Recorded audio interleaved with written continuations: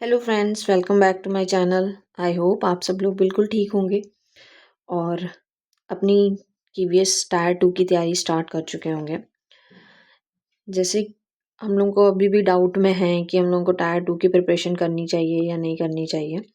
But अगर आपके मन 90 अबव आ रहे हैं तो आपको प्रिपरेशन स्टार्ट कर देनी चाहिए, क्योंकि पता नहीं टायर 1 के लिए टायर 2 के लिए हम लोगों को कितना टाइम मिलेगा। ठीक है, तो काफ़ी टाइम हो चुका है, अप्रॉक्स 1 मंथ से ऊपर होने जा रहा है, तो रिज़ल्ट भी जल्दी ही आ रहा होगा। तो टायर 2 की तैयारी स्टार्ट कर देनी चाहिए। तो एक बार हम लोग सिलेबस डिस्कस कर लेते हैं ना दोबारा से, फिर टॉपिक वाइज अपनी तैयारी स्टार्ट करेंगे। और अगर आप चैनल पे न्यू हैं तो प्लीज़ आप चैनल को सब्सक्राइब ज़रूर करिएगा। इस पे आपको न्यू कंटेंट मिलेगा। जितना भी है मैं ट्राई करूँगी NCERT के थ्रू ही रिवीजन करूँ, और जो भी जिस तरीके से मैं करूँगी आपको शेयर करती जाऊँगी। ठीक है, तो आप लोग भी उसके, अगर आप लोगों को अच्छा लगे तो आप लोग भी वो स्ट्रैटेजीज अपनी प्रिपरेशन में यूज़ कर सकते हैं। ठीक है, मैं कोई ये नहीं है कि 100% आप लोग वही स्ट्रैटेजीज यूज़ करें जो आपके लिए कंफर्टेबल हो, जो टाइमिंग जिस तरीके से, जहाँ पे कंटेंट आपको सही से समझ में आ रहा है, वो सारी चीज़ें कर सकते हैं। ओके, सो डिस्कस करते हैं हम लोग सिलेबस अपना। ये जो सिलेबस है ना, इन लोगों ने बहुत अच्छे से तो डिफाइन करके दिया नहीं है, बट जैसे देखो इसमें सिर्फ एक प्रॉब्लम है कि हम लोगों को ये जो राइटिंग पोर्शन है वो किस चीज़ का पढ़ना है। ठीक है, देखो एक तो श्योर शॉर्ट है कि जो राइटिंग एबिलिटी है उसमें ये जो ग्रामर पोर्शन में हम लोग राइटिंग सेक्शन होता है, जो हमारा ग्रामर कह रही है, जो राइटिंग सेक्शन होता है उसमें जैसे लेटर्स हैं। ठीक है, दो तरीके के लेटर्स होते हैं, formal letters and informal letter. Formal letters में हम लोग मेनली जो कोई भी ऑफिस में या स्कूल्स में जो लिखते हैं, ठीक है, या एडिटर्स को लिखते हैं, जैसे डायरेक्ट उन्होंने दे रखा हुआ है, कोई बिजनेस लेटर या किसी को जॉब चाहिए होता है उसके लिए एप्लीकेशंस लिखते हैं। ठीक है, या फिर किसी को कंप्लेन कर रहे होते हैं, ठीक है, ऑफिसर्स को, डिस्ट्रिक्ट ऑफिसर्स वगैरह को। ठीक है, फॉर एग्जांपल हम लोग सब बचपन में लिखा करते थे ना कि हमारे सोसाइटी में बहुत पोल्यूशन हो रहा है, सारी जगह गंदगी रोड पे डाल रहे हैं, तो उसके लिए हम लोग लेटर लिखते थे जो हमारे टाउन के ऑफिसर होते थे उनको। ठीक है, जो हेड होते थे कि थोड़ी साफ सफाई करवाई जाए, या फिर इसको पब्लिश, या फिर एडिटर को लेटर लिखते थे कि इसको पब्लिश करा दो न्यूज़पेपर में, जिससे कि लोगों के अंदर अवेयरनेस आए कि उनको साफ सफाई करनी चाहिए। ठीक है, पर्सनल लेटर्स भी। ठीक है, देखो PRT लेवल है तो यही सारी टॉपिक्स जो 8th तक होते हैं ना, मैक्सिमम 10th तक जाएं जितना, उसमें जो भी टॉपिक्स होते हैं वही होंगे। पर्सनल लेटर सबसे ज़्यादा अपनी सिस्टर या ब्रदर को लिखते हैं। ठीक है, उसमें होता है। आज के टाइम में तो कोई भी रियल लाइफ में लेटर्स लिखता नहीं है, बट फिर भी पता नहीं क्यों इसकी सिलेबस में पढ़ते हैं हम लोग। हमारे सारे भाई बहन हमारे साथ में ही रह रहे होते हैं, अगर किसी को कुछ बताना भी होता है कि अगर वो हमसे दूर भी होते हैं तो क्या करते हैं, उनको लेटर तो लिख के भेजते नहीं है, टेक्स्ट मैसेज कर दिया, इतनी सारी ऐप्स हैं उनके थ्रू करते हैं। बट फिर भी पढ़ना तो पड़ेगा क्योंकि उन्होंने सिलेबस में दे रखा हुआ है। Next report writing. Report writing है, इवेंट्स हैं, न्यूज़पेपर की रिपोर्ट्स होती हैं। इसका कुछ इतना डिफ़िकल्ट वो नहीं होता है ना, फॉर्मेट वगैरह तो कुछ नहीं होता है, थोड़ा बहुत होता है, बाकी कंटेंट पे मैटर करता है।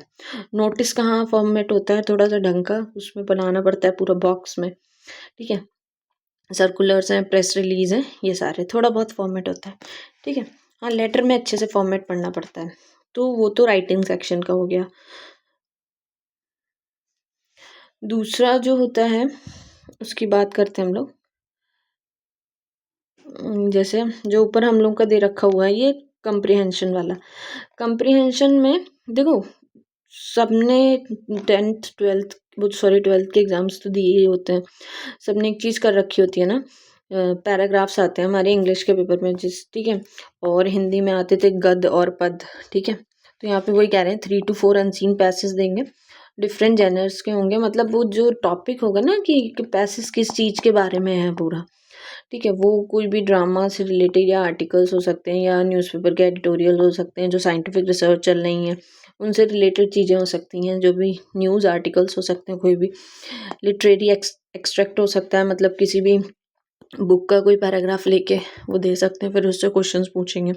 और जो पैसेज ज़रूरी नहीं है वो पैसेज ही हो, वो प्रोज भी हो सकता है, पोइट्री भी हो सकता है। प्रोज का मतलब पैराग्राफ हो सकता है, पोइट्री का मतलब कोई पोएम हो सकती है, ठीक है।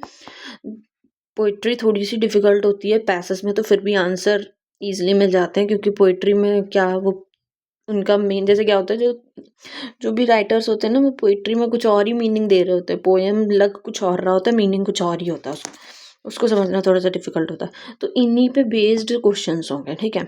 इन्हीं से क्वेश्चन जो भी जिस चीज़ से रिलेटेड ये पैराग्राफ होगा या फिर जो पोइट्री होगी उस पर क्वेश्चंस पूछेंगे। वोकैबुलरी भी पूछ लेंगे, मीनिंग्स कुछ वर्ड की, टोन पूछ लेंगे कि किस तरीके की टोन है पोएम की, ठीक है। ये सारी पढ़नी पड़ती हैं, टोन्स के कुछ नेम्स होते हैं, ठीक है। और रिटोरिकल डिवाइसेस, ठीक है, वो भी कर सकते हैं। हिंदी में देखा है ना अलंकार, तो ये वही होता है।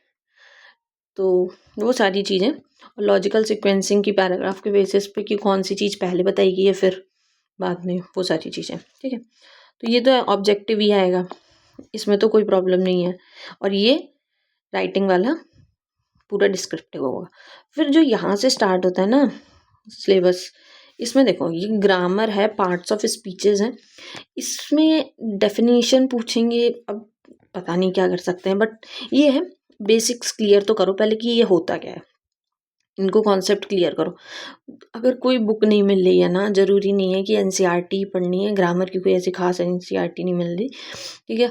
तो क्या करो, 6th 7th 8th की ग्रामर की बुक ले लो किसी भी बच्चे की, ये सब फैमिली में कोई ना कोई होता है, उठाओ बुक पूरी पढ़ डालो एक बार, सारे टॉपिक्स मिल जाएंगे। ये noun, pronoun, verb, adverb, adjective, preposition, conjunction सब में दे रखे होते हैं। 6th 7th 8th की पढ़ लो, एक्सरसाइज लगा लो, बहुत सारे टॉपिक्स क्लियर हो जाते हैं खुद से भी। और उसमें जब खुद रीड करोगे ना, तो अगर ये डिस्क्रिप्टिव में भी पूछ लेंगे तो वहाँ से भी चल जाएगा। Type of sentences, subject, verb, agreement, same इस नाम से तुम्हें पूरा चैप्टर मिल जाएगा, ठीक है। हाँ, ये नहीं मिलता है पैरेललिज्म, इसका इस नाम से कोई चैप्टर नहीं है। सेंटेंस कनेक्टर्स के नाम से भी नहीं मिलेगा, बट टेंसेस मिल जाएगा, उनके uses, active passive voice, sequences of tenses, reported speech, clause, noun, adjective, adverb. ये देखो मेनली मैं आपको बता दूं, जो जो जिस नाम से आपको चैप्टर नहीं मिल रहा, एक ये नहीं मिलेगा, एक ये नहीं मिलेगा, ठीक है, और ये नहीं मिल सकता आप कहेंगे। बट हाँ, इसको टॉपिक उठाओ, यूट्यूब पे डाल के या फिर गूगल पे डाल के सर्च करो कि क्या होता है, फिर खुद से पढ़ लो, ठीक है। खुद से पढ़ोगे ना, डिस्क्रिप्टिव में आता है तो भी लिख लोगे। कॉमन एरर्स ये तो तभी कर पाओगे जब ये पूरा कॉन्सेप्ट क्लियर होगा ग्रामर का, तो ये हो पाएगा, ठीक है।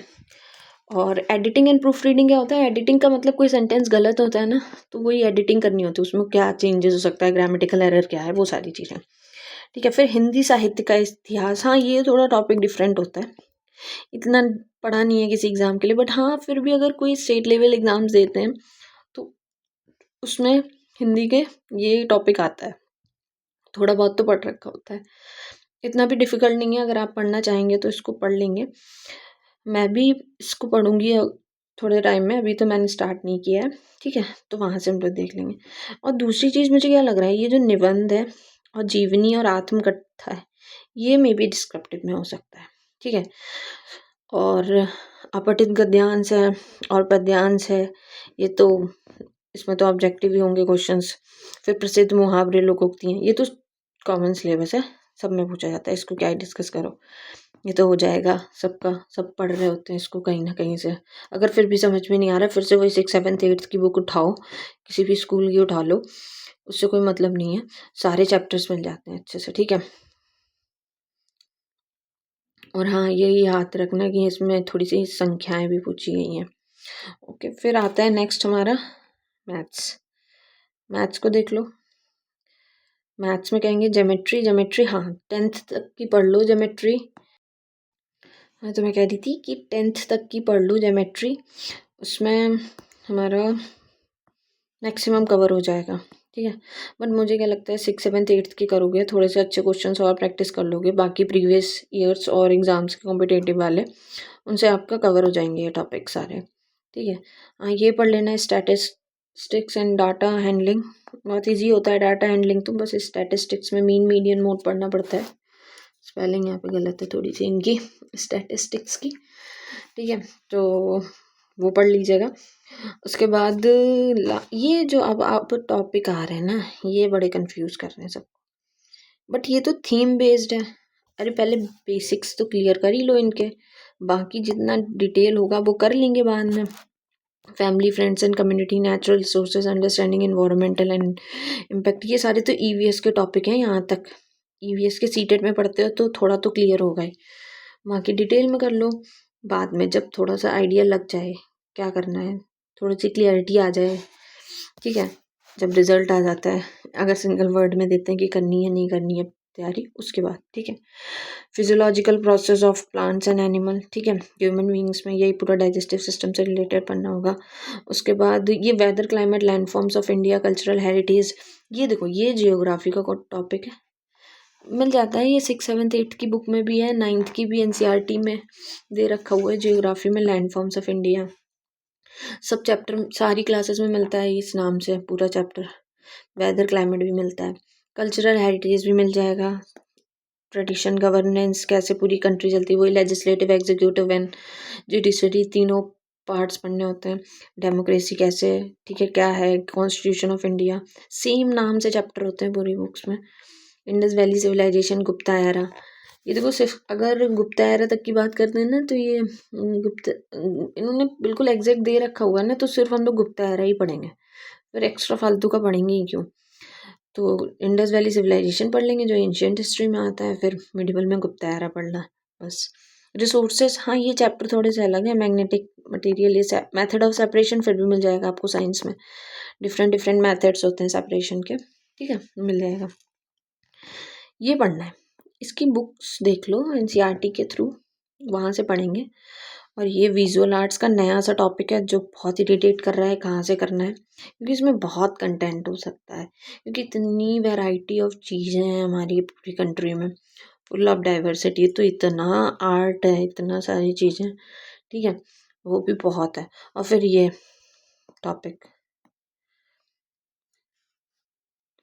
हमेशा बोला जाता है स्टडी के साथ पढ़ाई वो सॉरी पढ़ाई के साथ गेम्स होने चाहिए, बट गेम्स खेलने में अच्छे लगते हैं, गेम्स की चीज़ें पढ़ना बहुत बोरिंग लगता है, बट फिर भी पढ़ना तो पड़ेगा क्योंकि सिलेबस में दे रखा हो, तो सारी चीज़ों को करेंगे।